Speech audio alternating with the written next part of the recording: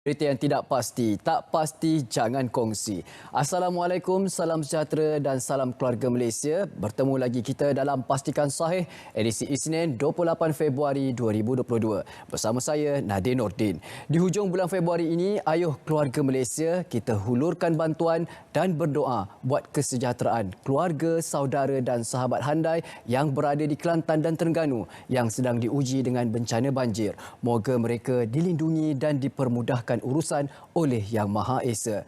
Dan untuk makluman, keluarga Malaysia, esok merupakan Hari Tentera Darat ke-89. Jangan lupa untuk saksikan sambutannya pada hari esok 9.05 pagi di saluran berita RTM, juga siaran serentak di TV1 atau melalui rtmklik.rtm.gov.my serta melalui aplikasi RTM Klik.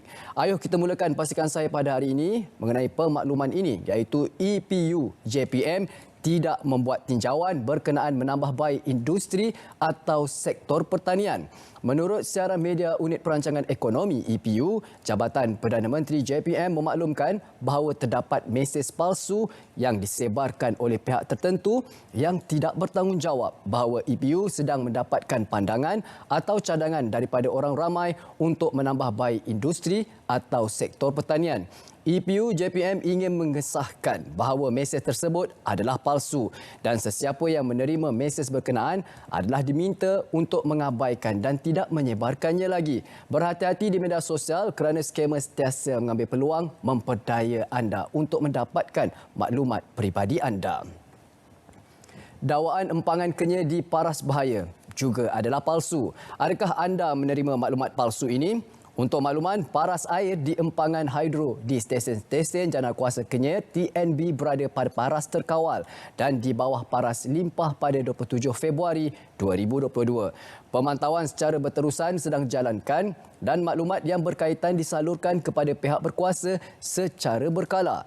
Antara kandungan mesej palsu yang disebarkan mengatakan bahawa empangan sudah melepasi paras bahaya. Ini adalah tidak benar sama sekali. Orang ramai dinasihatkan supaya mendapatkan maklumat yang sahih melalui saluran rasmi TNB di Facebook TNB, K-Line atau Twitter Tenaga Nasional. Video palsu pelajar sekolah alami reaksi selepas divaksinasi. Telah kami kongsikan mengenai berita palsu ini, namun masih terdapat insan yang degil dan tidak bertanggungjawab menyebarkannya.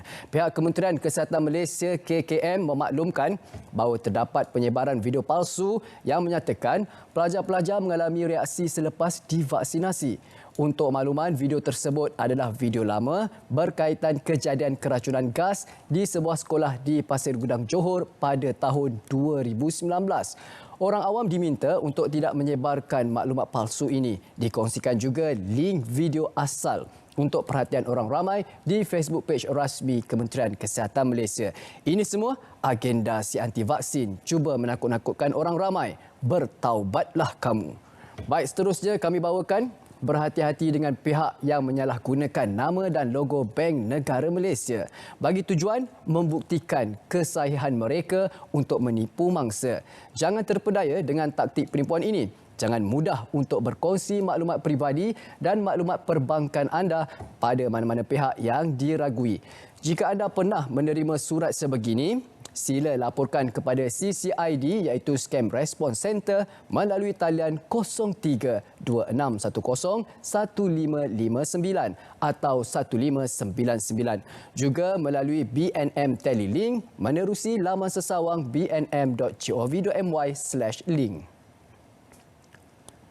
Ini pula mengenai kumpulan Telegram yang menyamar sebagai MDEC untuk mempromosikan skim pelaburan. MDEC telah dimaklumkan terdapat kumpulan Telegram yang menyamar sebagai MDEC untuk mempromosikan skim pelaburan yang meragukan. Pihak MDEC ingin menegaskan bahawa MDEC tidak menjalankan sebarang skim pelaburan secara langsung dengan orang ramai dan kumpulan Telegram ini beroperasi tanpa kebenaran dan pengesahan MDEC. Sila berhati-hati terhadap kumpulan tidak sah sama ada di WhatsApp, Telegram dan aplikasi khidmat pesanan lain yang mempromosikan skim pelaburan di bawah MDEC. Untuk maklumat lanjut mengenai grant dan program MDEC, sila layari laman sesawang ini di www.mdec.my. Kes viral kejadian pukul di Taman Puncak Jaya, Seri Kembangan. Video tular menunjukkan seorang lelaki yang menaiki kenderaan jenis Proton telah memukul seorang pemandu van.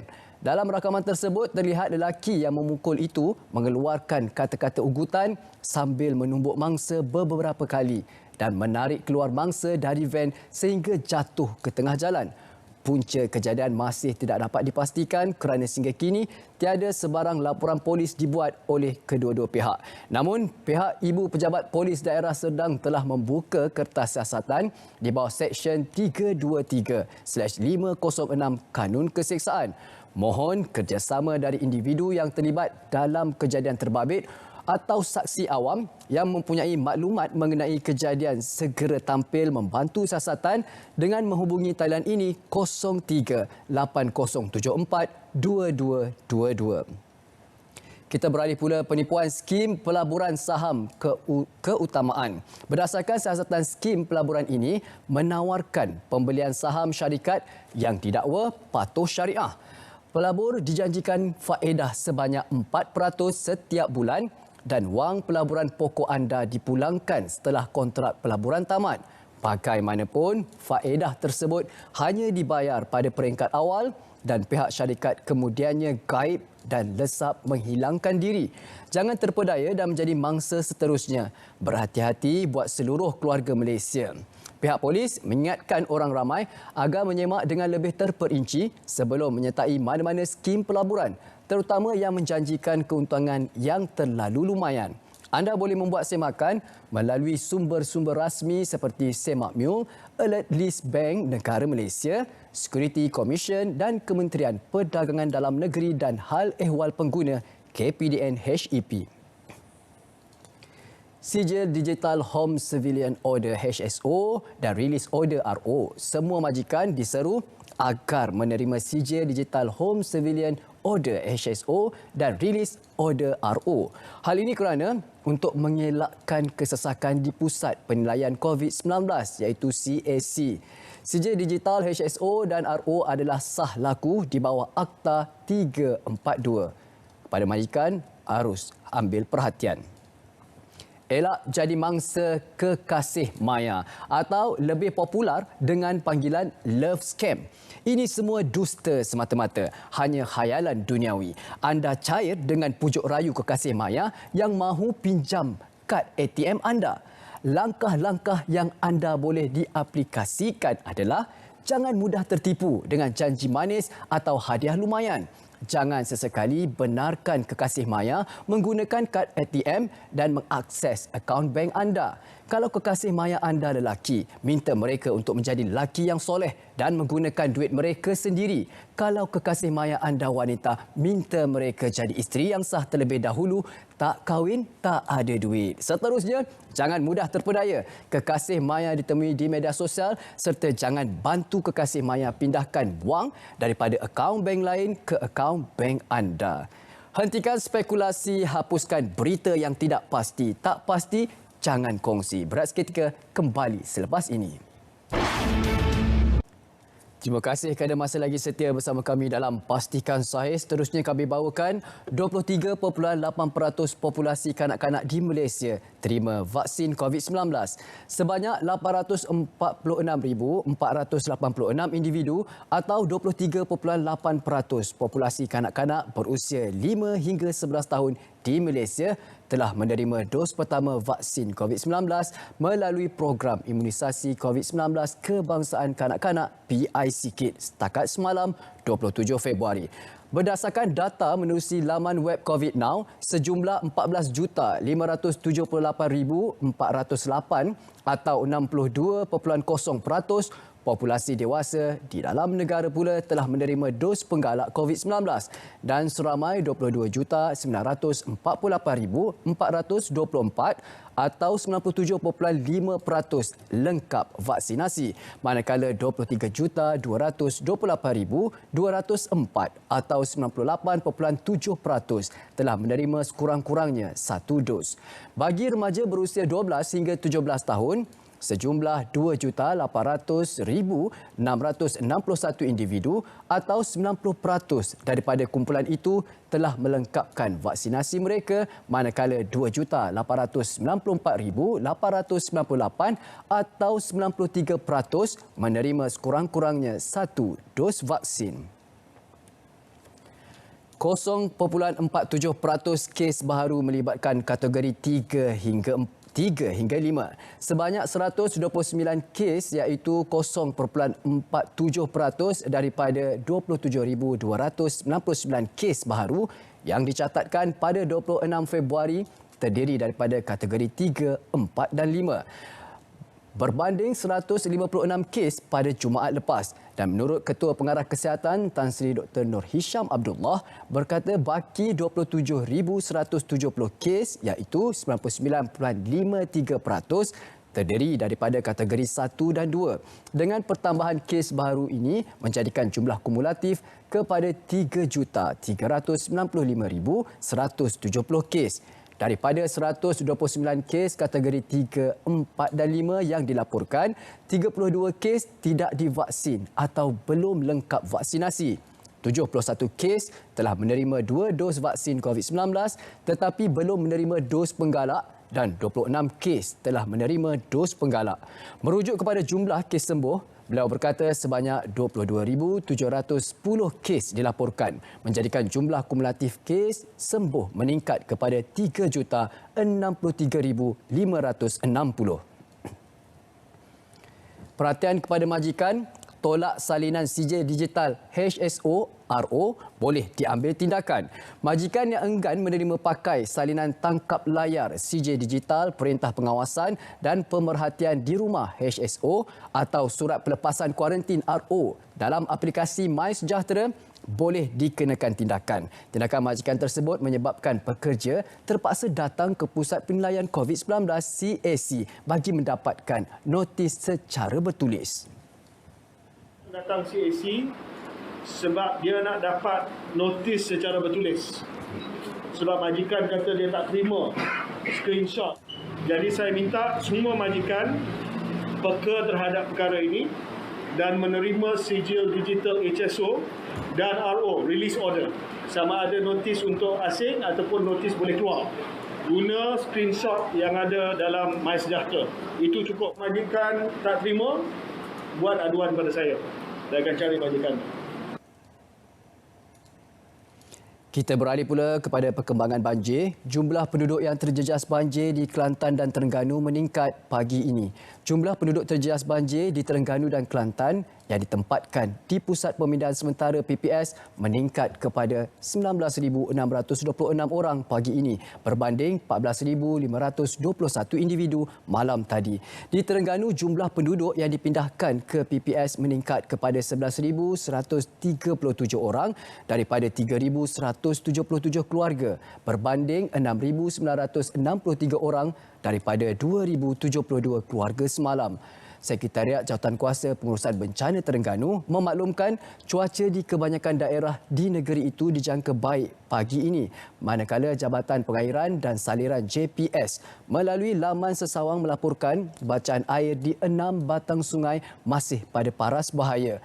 Di Kelantan pula, jumlah penduduk yang dipindahkan meningkat kepada 8,489 orang daripada 2,750 keluarga berbanding 7,558 orang daripada 2,449 keluarga semalam.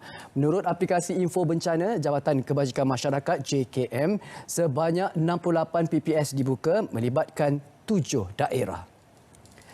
Perhatian pelajar sekolah, korban kedua banjir di Kelantan. Seorang remaja lelaki berusia 13 tahun menjadi korban kedua banjir di Kelantan selepas ditemukan lemas di Kampung Talang dekat Kaduk pada 7.15 malam semalam.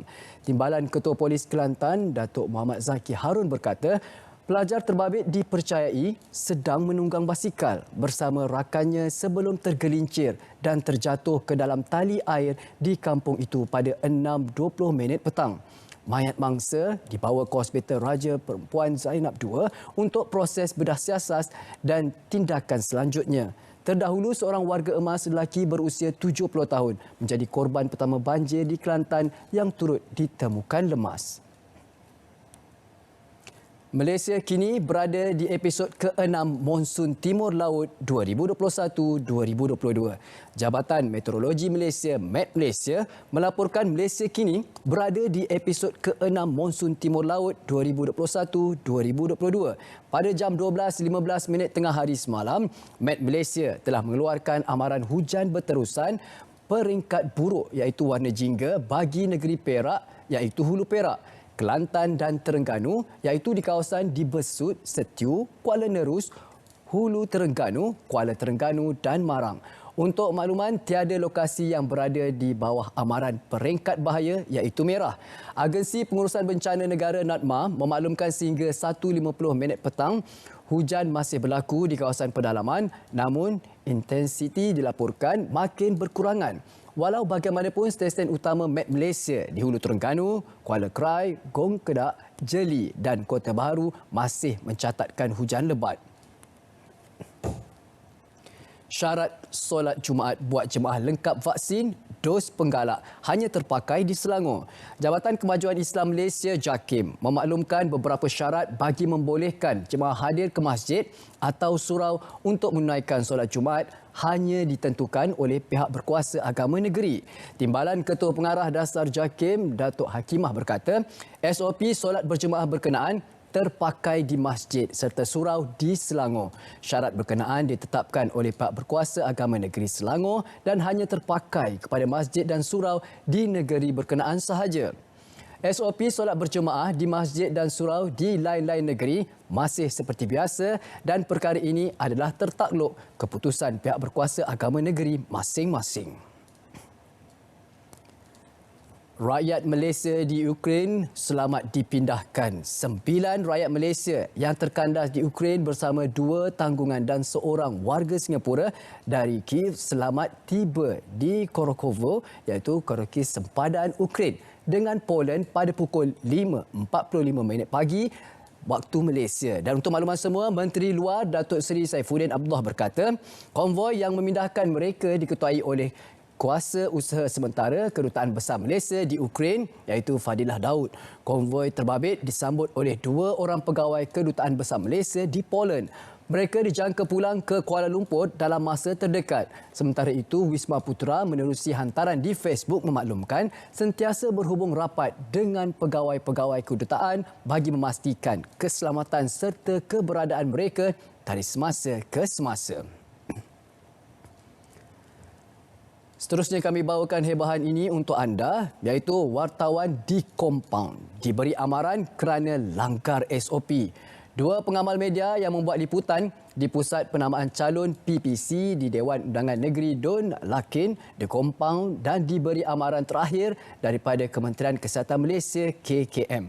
Kedua-duanya didakwa melanggar prosedur operasi standard SOP ketika mahu mendapatkan maklumat daripada calon bebas iaitu Nur Ramadan Buat. Iaitu wartawan tersebut di kompaun RM1,000 mengikut Akta Pencegahan dan Pengawalan Penyakit Berjangkit 1988 berikutan gagal memastikan penjarakan fizikal. 300 mangsa banjir enggan berpindah awal. Sukarkan usaha menyelamat oleh bomba. Kira-kira 300 penduduk di 3 kampung di sini yang enggan berpindah awal ke Pusat Pemindahan Sementara PPS menyukarkan usaha Jabatan Bomba dan Penyelamat Malaysia JBPM untuk menyelamatkan mereka yang terkandas akibat banjir. Kampung terbabit ialah Kampung Pengkalan Pauh, Daram Buaya dan Kampung Wakaf Bunut.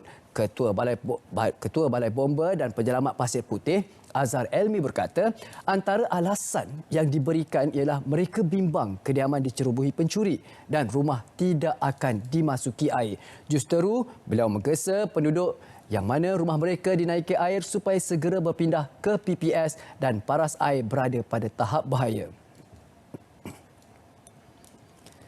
Pastikan Sahih berehat seketika, terus setia bersama kami dalam Pastikan Sahih.